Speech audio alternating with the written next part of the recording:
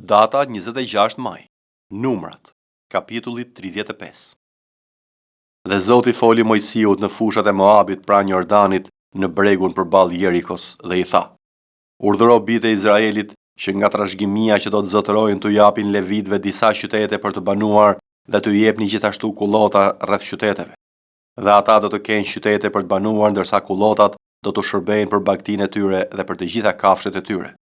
Kullotat e qyteteve që do t'u jepni levitëve do të shtrihen nga muret e qyteteve e tutje 1000 kubit rreth e qark. Do të masni pra jashtë qytetit 2000 kubit nga ana e lindjes, 2000 kubit nga ana e jugut, 2000 kubit nga ana perëndimore dhe 2000 kubit nga ana veriore. Qyteti do të ndodhet në mes. Këto janë tokat për kullot rreth qyteteve që do t'u përkasin levitëve.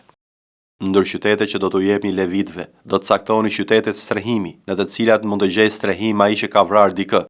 Dhe këtyre qyteteve do t'u shtoni 42 qytete të tjera. Gjithsej qytetet që do t'u jepni levitëve do të jenë pra 48 bashkë me tokat për kullot. Qytetet që do t'u jepni levitëve do të rrjedhin nga pronësia e bijve të Izraelit.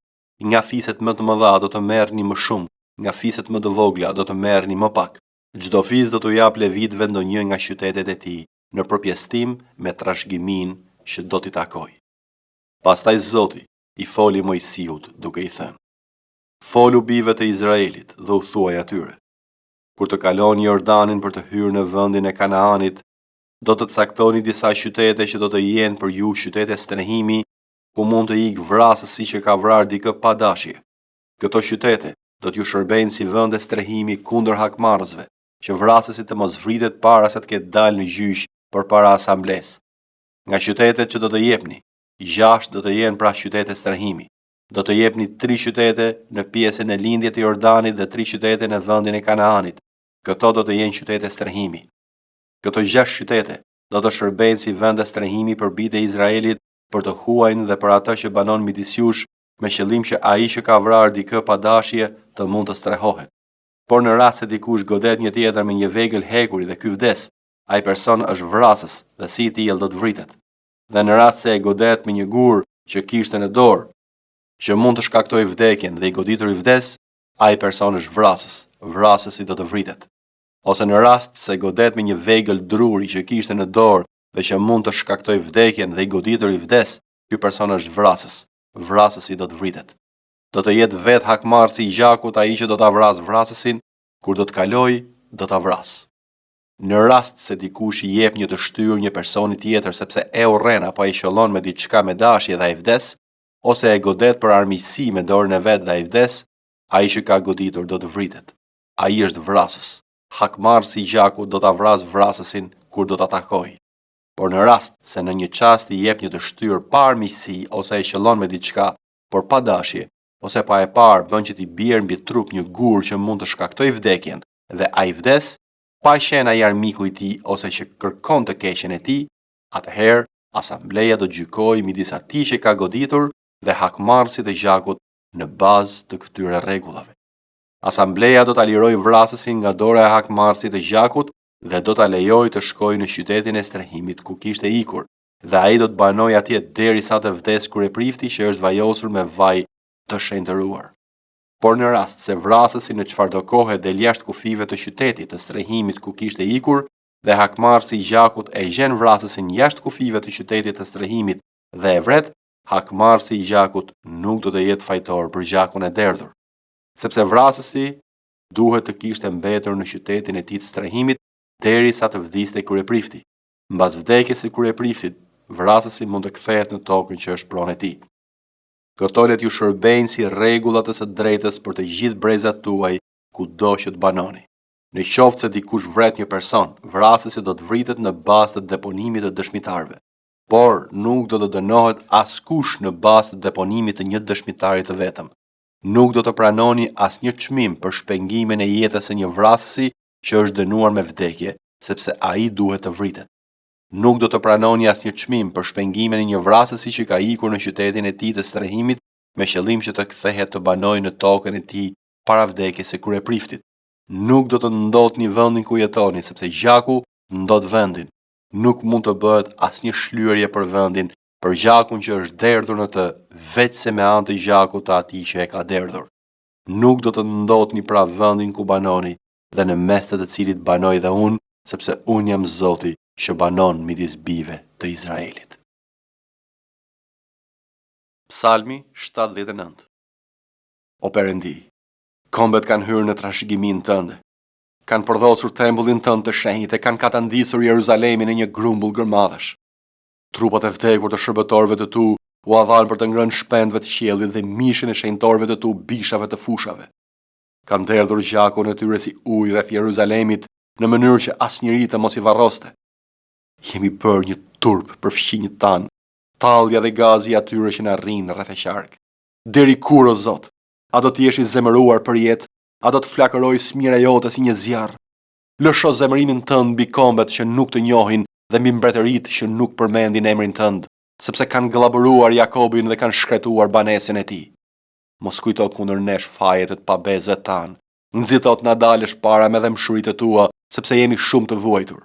Na ndihmo Perëndi i shpëtimit, për lavdinë e emrit tënd dhe na çliro dhe na fal mëkatet tona për hir të emrit tënd. Sepse kombet do të thoshin ku është Perëndia i tyre. Para syve tanë bëju të njohur kombeve hakmarrjen e gjakut të derdhur të shërbëtorëve të tu. Le të arrit derit e ti rënkimi i robërve, sipas fuqisë së krahut tënd, shpëto ata që janë të dënuar me vdekje. Dhe ktheu fqinjve tanë 7 fish të zezën që të kanë bërë o Zot. Dhe në populli yt dhe kopeja e kullotë të sate do të kremtojmë për jetë dhe do të shpallim lavdinë tënde brez pas brezi. Isaia, kapitulli 27. Atë ditë, Zoti do të ndërshkojë me shpatën e tij të ashpër, të madhe dhe të fortë Leviathanin, gjarprin e shkathët, Leviathanin, gjarprin dredha, dhe do të vrasë për bindëshin që është në det. Atë ditë do të thuhet, vreshti që jep verë të kuqërremt, këndoni për të. Unë, Zoti e ruaj, e u is çdo çast e ruaj në atë ditë me qëllim që askush të mos e dëmtoj. Nuk ka zemërim tek unë. Kush do t'i vinte në luftë kundër meje ferrat dhe gjembat? Unë do të shkoja kundër tyre dhe do t'i digja të gjitha tokë. Do të ishte më mirë që dikush të mbështetet e forca ime për të bërë paqe me mua, për të bërë paqe me mua. Në ditët që do të vinë, Jakobi do të lëshoj rrënjë, Izraeli do të lulëzoj dhe do të lëshoj lastar dhe do të mbush faqen e dheut me fryte. A ka goditur Perëndia Izraelin ashtu si ka goditur ata që e shëllonin atë? A e ka vrarë atë ashtu si e ka vrarë ata që vrisin atë? Ti e grindur me të me mas, duke e përzën dhe duke e quar larg. Ai e çoi në një vend të largët me frymën e tij të furishme, një ditë me erë lindore. Në këtë mënyrë do të shpaguhet padrejtësia e Jakobit, dhe ky do të jetë gjithë fryti i heqjes së mëkatit të tij, kur do t'i kthej tërë gurët e altarit si gur gëlqereje të thërmuar. Kështu asherimet dhe altaret e Temjanit nuk do të ngrihen më. Qyteti i fortifikuar do të jetë i shkretuar, një vend i pabanuar dhe i braktisur si një shkretetir. Aty do të kulloz viçi, i cili do të shtrihet dhe do të haj degët. Kur degët e tij do të thahen, do të thyhen dhe do të vinë gra për t'i djegur.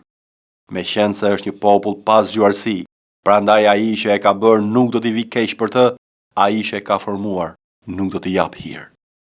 Po atë ditë do të ndodhë që Zoti do të shih gruri nga rrjedha e lumit deri te porroja e Egjiptit dhe ju do të mblidheni një nga një, o bijtë e Izraelit. Atë ditë do të ndodhë që të bjerë buria e madhe, dhe ata që kanë humbur në vendin e Asiris, dhe ata që janë shpërndarë në vendin e Egjiptit do të vinë dhe do të adhurojnë Zotin mbi malin e shenjtë në Jeruzalem.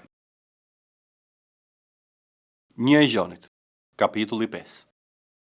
Kushdo që beson se Jezusi është Krishti, ka lindur prej Perëndisë, dhe kushdo që do atë që e ka ngjizur, do edhe atë që ka qenë ngjizur prej tij. Në këtë njohim që i duam bijtë e Perëndisë, kur duam Perëndin dhe mbajmë urdhërimet e tij. Sepse kjo është dashuria e Perëndisë, që ne të mbajmë urdhërimet e tij, dhe urdhërimet e tij nuk janë të rënda, sepse gjithçka që ka lindur prej Perëndisë e mund botën, dhe kjo është fitoria që e mundi botën, besimi ynë. Cili është ai që e mund botën veç se ai që beson se Jezusi është biri i Perëndisë?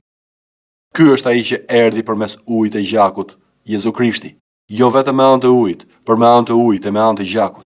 Dhe fryma është ai që dëshmon, sepse fryma është e vërteta. Sepse të tre janë ata që dëshmojnë në qiell, Ati, Fjala dhe fryma e shenjtë, dhe këta të tre janë një. Dhe tre janë ata që dëshmojnë mbi dhe, fryma, uji dhe gjaku, dhe këta të tre janë një. Në qoftë se pranojmë dëshminë e njerëzve, dëshmia e Perëndisë është më e madhe, sepse kjo është dëshmia e Perëndisë, që ai dha për birin e tij. Ai që beson në birin e Perëndisë ka këtë dëshminë e vetvete. Ai që nuk i beson Perëndisë e ka bërë të gënjeshtar, sepse nuk i ka besuar dëshmisë që Perëndia ka dhënë për birin e tij. Dhe dëshmia është kjo: Perëndia na dha jetën e përjetshme dhe kjo jetë është në birin e tij. Ai që ka birin ka jetën. Ai që nuk ka birin e Perëndisë nuk ka jetën. Ju a shkrova këto gjëra juve që besoni në emrin e birit të Perëndisë, që të dini se keni jetën e përjetshme dhe që të besoni në emrin e birit të Perëndisë. Kjo është siguria që kemi përpara tij. Nëse kërkojmë diçka sipas vullnetit të tij, na dëgjon. Dhe nëse dim se na dëgjon për atë që i kërkojmë, ne dim se marrim kërkesat që i kemi kërkuar. Nëse dikush sheh vëllain e tij se mëkaton mëkat jo për vdekje, ti kërkoj Perëndisë, dhe ai do t'i japë jetë atyre që mëkatojnë jo për vdekje. Ka mëkat për vdekje, nuk them që të lutet për këtë. Çdo paudhësi është mëkat, por ka mëkat që nuk çon në vdekje. Ne dim se kushdo që ka lindur prej Perëndisë nuk mëkaton, madje ai që ka lindur prej Perëndisë e ruan veten e tij dhe i ligu nuk e prek atë. Ne dim se jemi prej Perëndisë dhe se gjithë bota gjendet në ligësi. Por dim se biri i Perëndisë erdhi dhe na dha të kuptuarit që të njohim të vërtetin. Dhe jemi në të vërtetin në birin e tij Jezu Krisht. Ky është i vërteti Perëndi dhe jeta e përjetshme. Djema, ruani veten nga idhujt. Amen.